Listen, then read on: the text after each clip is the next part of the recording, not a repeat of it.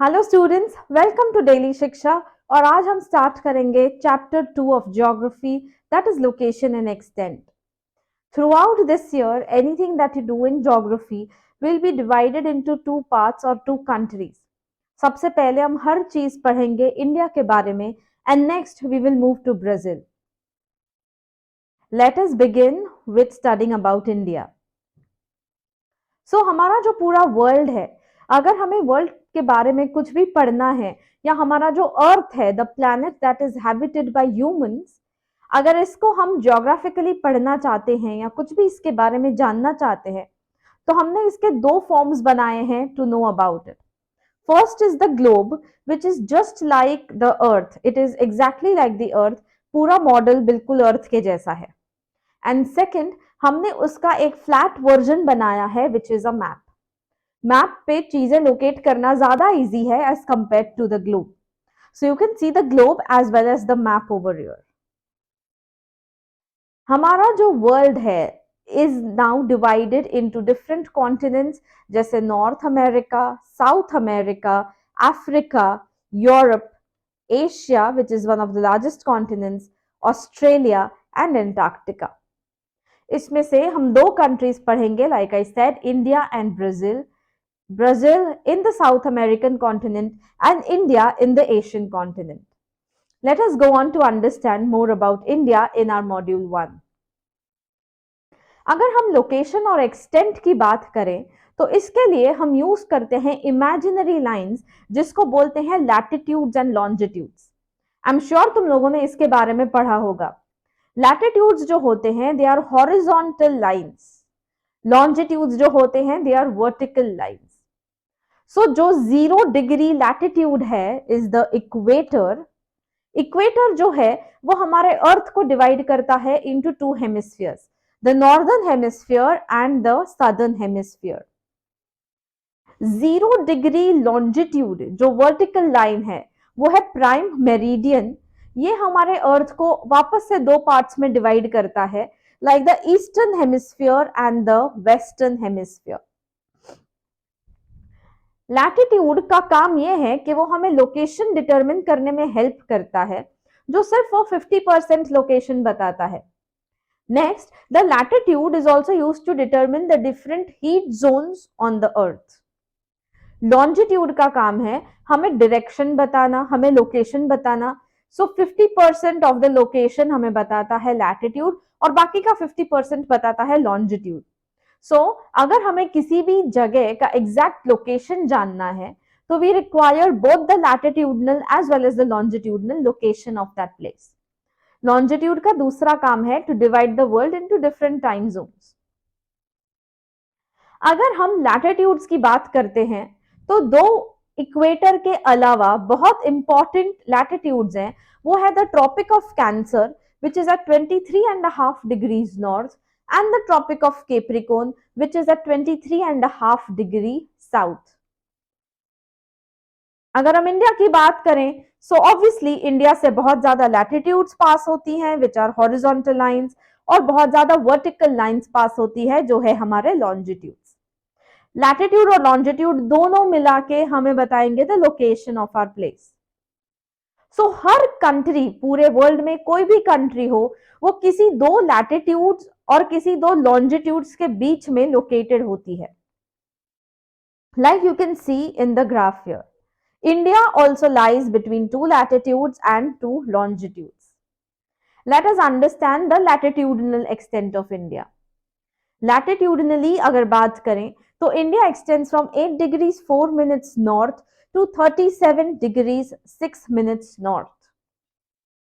Equator होता है 0 degrees पे, इंडिया स्टार्ट होता है 8 डिग्रीज पे, like you can C on the globe representation over here. But India exactly 8 degrees पे स्टार्ट नहीं होता।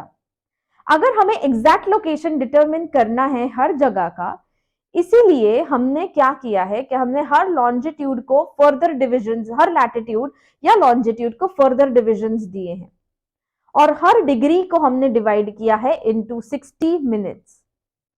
सो in this way India lies exactly at 8 degrees and 4 minutes north. India northern hemisphere में है, इसलिए हम वर्ड यूज करते हैं north. India is about the equator, जो भी इक्वेटर के ऊपर होगा that will be north. Next, let us understand the longitudinal extent of India. Longitudinally, India starts from 68 degrees 7 minutes east and goes to 97 degrees 25 minutes east. Indira Point, जो located था at 6 degrees 45 minutes north, that was the southernmost point of India, but ये submerge हो गया था into waters जब हुआ था 2004 का सुनामी. अगर हम politically बात करें तो India is divided into 29 states and 7 union territories, like you can see on the map over here. Our union territories are Daman and Diu, Dadra and Nagar Haveli, Lakshadweep, Pondicherry, Andaman and Nicobar Islands, Delhi and Chandigarh. Next, अगर हम बात करें India के neighbours की, मतलब India के आसपास कौन सी स्टेट्स हैं, कौन से कंट्रीज हैं, कौन से वाटर बॉडीज हैं. So we have Pakistan, Afghanistan, China, Nepal, Bhutan, Myanmar, Bangladesh, Sri Lanka, Maldives, and the water bodies हैं हमारे आसपास, वो है Arabian sea, the bay of Bengal and the Indian ocean. इसको हम थोड़ा डिटेल में समझते हैं. श्रीलंका जो है वो इंडिया से सेपरेटेड है. It is separated from India by the gulf of Mannar and the pock straight, like you can see in this image here.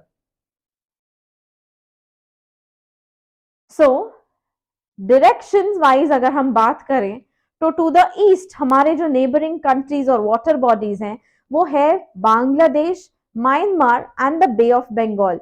You also look at the map continuously while we are doing this. To the north है हमारे पास China, Nepal and Bhutan. That means to the north India only has land boundaries and we are connected only by land. अगर हम waste की बात करें so we have Pakistan, Afghanistan and the Arabian Sea. And towards the south जो countries हैं हमारे neighbors वो है श्रीलंका, Maldives और जो water body है वो है the Indian Ocean. अब जब हमने समझ लिया है geographical location, extent इंडिया कितना बड़ा है, क्या है, let us understand the historical background of India. I'm sure तुम लोग हिस्ट्री में पढ़ के थक गए हो कि India was under British rule. Yes, so India was under British rule for almost 1.5 century. Britishers ने हम पे रूल किया और इसकी बहुत अच्छी अंडरस्टैंडिंग आप लोगों को ऑलरेडी है कि उन्होंने हमें कितना परेशान किया and how finally they left our country. So India finally became independent in the year 1947. Like you can see this article in the newspaper also, India independent, British rule ends, and here you can see our national flag flying high. Independence के बाद India ने adopt किया एक democratic government और India में जो actual head की position है वो है प्राइम मिनिस्टर की. सो हम बोलते हैं that the president is the nominal head. Yes, at the apex of the political system is the president, but सारे important decisions लिए जाते हैं mostly by the prime minister. So इसीलिए अगर हम बात करें who is the political face for our country, it is always the prime minister. After independence, India faced a lot of social, economic, cultural problems, a lot of problems everywhere. हर चीज solve करने जाते थे तो कोई Wars हो जाती थी. So there were several problems that India faced. इसमें 3 wars हैं जो बहुत ज्यादा important मानी गई है in the history of our country. उसके अलावा बहुत कंट्री के बहुत सारे पार्ट्स में अलग famines हैं. Famines means when people die of starvation, क्योंकि लोगों के पास खाना नहीं होता खाने के लिए. उसके अलावा there were problems like a lot of illiteracy, extreme levels of unemployment, lot of poverty, health issues, etc. etc. उसके अलावा after independence we also had to deal with the problem of refugees. So ये सारी problems को deal करते करते today India has become one of the most quickest developing countries of the world. आज India has also got a global market. Global market means हम very well connected है economically with all the rest of the parts of the world. हम बहुत सारी चीजें export करते हैं, बहुत सारी चीजें इंपोर्ट करते हैं. उसके अलावा बहुत सारे इंडियन कंपनीज हैं which have gone global, which have their presence in the world. बहुत सारे अलग अलग इकोनॉमिक रिफॉर्म्स लिए, mostly in the year 1991 onwards. Liberalisation हुआ, रिमूवल हुआ ऑफ ट्रेड बैरियर्स, प्राइवेटाइजेशन हुआ। इन सब चीजों के वजह से हमारा इकोनॉमिक डेवलपमेंट बहुत ज्यादा फास्ट हो गया। आज माना जाता है कि इंडिया में यंग पॉपुलेशन सबसे ज्यादा है।